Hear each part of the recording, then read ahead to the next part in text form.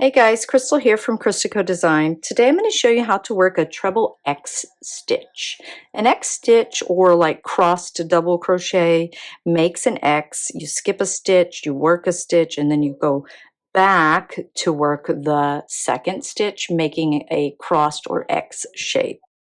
And I'm using a treble crochet, so I've worked up just a row of treble stitches here.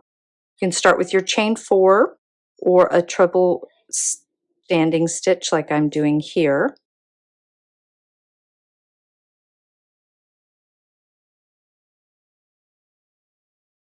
And then we're going to work our first treble X stitch. So I'll skip the first stitch, yarn over 2 times to make a treble, and then I'm going to work a treble stitch in the stitch after the one I skipped.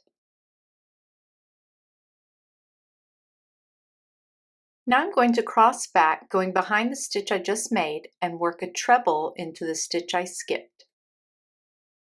I yarn over twice to make my treble, and then position my hook in the back of my work and bring it to the front so that I can insert my hook into the top of the stitch like normal.